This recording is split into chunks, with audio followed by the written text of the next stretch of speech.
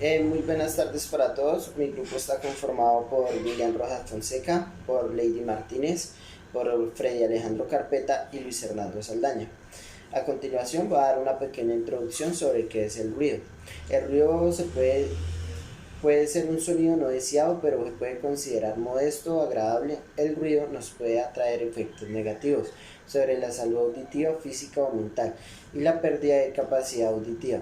Es el problema más frecuente en las personas, pero sin embargo, lo más molesto que nos parezca, un ruido no todas las veces es inútil.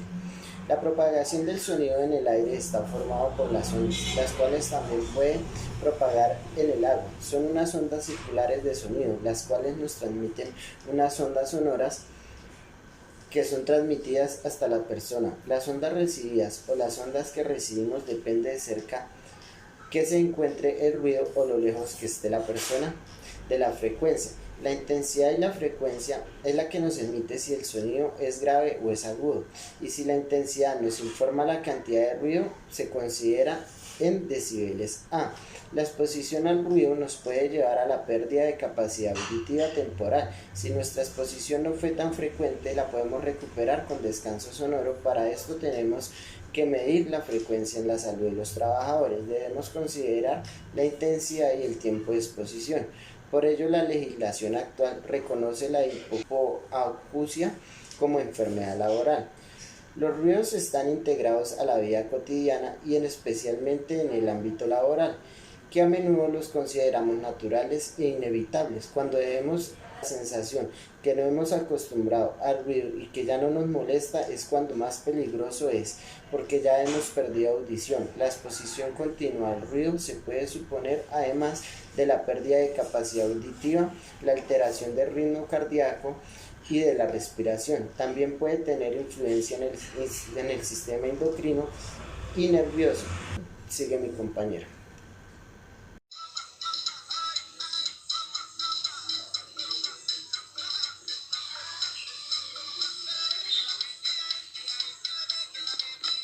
A continuación, como vimos en el video anterior, vamos a analizar los aspectos encontrados en la labor como DJ en Colombia.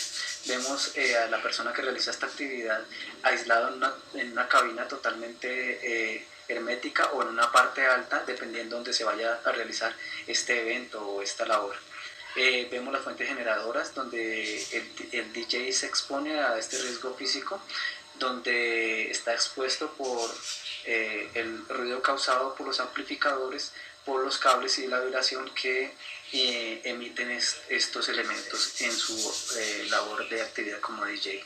Los instrumentos de medición para esta actividad son el sonómetro, el analizador de frecuencias, los dosímetros y los calibradores acústicos, que nos permiten establecer unos rangos de emisiones auditivas en esta labor. Los valores permisibles establecidos son de 0 a 85 decibeles, que no necesitan ningún tipo de elemento de protección personal, y se pueden establecer de 8 horas diarias en exposición y 48 horas acumuladas a la semana. De 85 a 110 decibeles con protección personal en el mismo horario que se estableció política, de 8 horas diarias a 48 horas semanal. Y se pueden también sin elementos de protección personal, pero un grado de exposición mínimo. Entonces eso para tenerlo en cuenta. De más de 110 decibeles, obligatoriamente con elementos de protección personal y también en el mismo horario de establecimiento. De más de 135 decibeles no son permitibles ni con elementos de protección personal, ni son autorizados por ninguna norma, ni por ninguna ley. En cuanto a la normatividad aplicable, tenemos el decreto 1477 del 2014, que es la tabla de enfermedades, que ya la conocemos. Y esto está avalado también por el Ministerio de Protección Social con la ley 37 del 2003, donde nos indica los valores permisibles y el grado de exposición a este factor físico en día, tarde y noche. También la resolución 0627 del 7 de abril del 2006 y el decreto 1344 del Código Nacional de Tránsito, porque en las vías también estamos expuestos a este factor, donde limita y no permite el exceso de ruido en cuanto a vehículos y efectos de contaminación auditiva. Un plan de acción que se puede tener en cuanto a esta profesión es la cubierta o el aislamiento, como lo observábamos, las cabinas para encerramiento de las fuentes generadoras de ruido y las fibras cubiertas con plásticos y polietilenos para evitar también la vibración, y los tapones ya a nivel personal, tipo auditivo, tipo copa, o protecciones o orejeras que llaman o que se denominan. También es recomendable los exámenes médicos, eso sí, debe estar por temas de salud y seguridad en el trabajo, ya a nivel preventivo y para evitar medidas correctivas. A continuación vamos a definir términos que tienen que ver con el desarrollo del taller. Examen médico ocupacional. Es un acto médico que realiza un profesional en salud ocupacional mediante el cual se interroga y se examina a un colaborador con el fin de monitorear la exposición a factores de riesgo y determinar la existencia de consecuencias a la persona por dicha exposición en su ambiente laboral. Este examen, pues, una parte la resuelve el colaborador, que son las preguntas de salud que se le hacen y que están bajo gravedad de juramento, y la otra es el examen médico que hace el profesional. Este va acompañado con unos exámenes de laboratorio y en ocasiones exámenes específicos como electrocardiogramas, lectura de imágenes de diagnóstico, y también pueden ser en este caso las audiometrías. Hay tres tipos básicos de examen o mínimo que se deben realizar, que es el de ingreso, cuando va a ingresar una persona a la empresa; el de retiro, que es el que se hace cuando sale la persona en la empresa y donde se garantiza que la persona mientras estuvo en la empresa tuvo buena salud y que sale con buena salud; y los exámenes periódicos, que su finalidad es monitorear la exposición a factores de riesgo, identificar de manera anticipada los posibles riesgos con el fin de hacer un manejo preventivo a posibles situaciones que ocasionen enfermedades laborales o accidentes o incidentes de trabajo. Exámenes periódicos, estos exámenes ocupacionales están regulados por la Resolución 2346 del 2017, la Ley 1562 del 2012 y la más reciente, el Decreto 1072 del 2015, donde nos recuerda sobre la obligatoriedad de dar cumplimiento con estos exámenes. También hace énfasis en que no solamente se deben hacer a los empleados directos, sino también a los contratistas. Si una empresa tiene contratistas que realicen trabajo habitual dentro de las instalaciones, hay que exigirle estos exámenes también. El segundo tema, pues, es la audiometría, que la audiometría, pues, es uno de los posibles exámenes médicos que se pueden ordenar a los trabajadores, donde se determina el diagnóstico, las condiciones de salud. Específicamente, pues como su nombre lo dice, es un examen que determina la salud auditiva de una persona. Esta audiometría se realiza como en tres fases, como en tres ciclos. La primera es la audiometría base, que es la que se encarga de tomar los primeros datos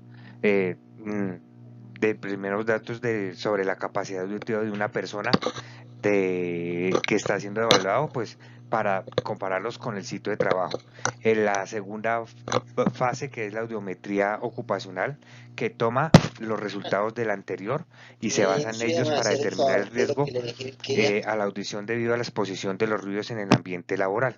Y la última fase, que es como la auditoría de campo, o sea, ya en el sitio de trabajo, que se realiza para determinar los umbrales de audición en la zona de trabajo.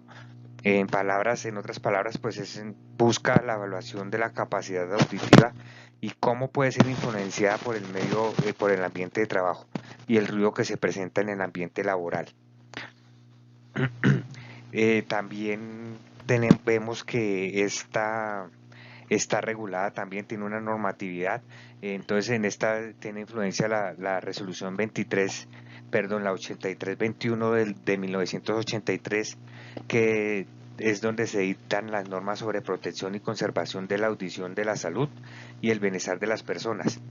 Y también la resolución 1792 de 1990, que la vimos casualmente en la clase pasada, y es donde nos muestra una tablita donde determina los niveles máximos de exposición al ruido en una zona de trabajo. La responsabilidad. Pues la responsabilidad, pues en todas las empresas hay un departamento de personal donde hay un jefe de personal o un director de talento humano, y también actualmente pues ya en todas las empresas, casi todas las empresas, hay un responsable del sistema de gestión, ¿no? Entonces la responsabilidad de que se realicen estas evaluaciones pues recae sobre estos docentes, y pues estas evaluaciones médicas se deben realizar en un tiempo de lapso pertinente y adecuado para evitar situaciones de riesgo laborales en la empresa y las desmejoras de salud de los colaboradores, de los trabajadores. Y pues otra vez hacer énfasis en que son de carácter obligatorio y que el no cumplimiento de estos pues acarrea sanciones como lo determina el decreto 1072 del 2015.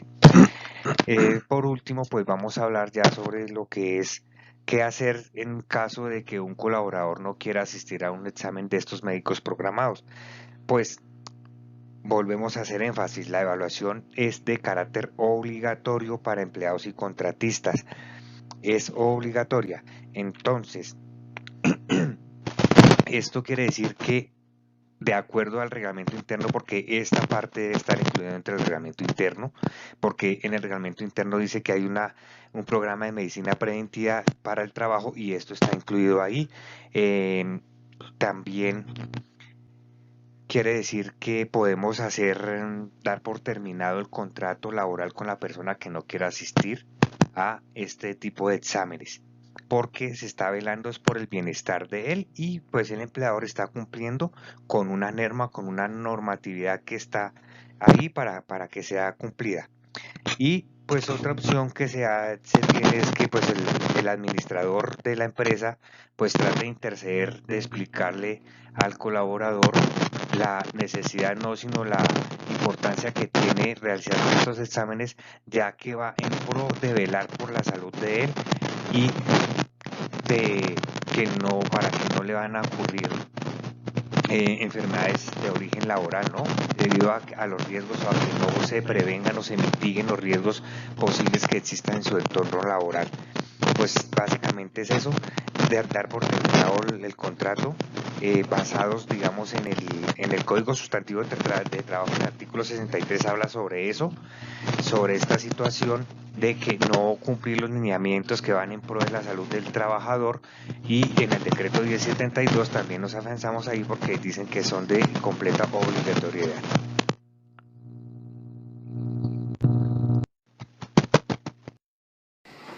El nivel sonoro producido por la actividad humana no ha dejado de aumentar desde la revolución industrial.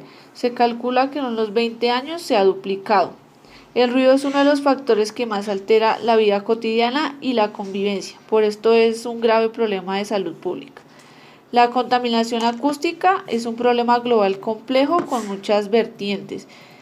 Depende de nosotros que tengamos un futuro con menos ruido, más saludable y más humano.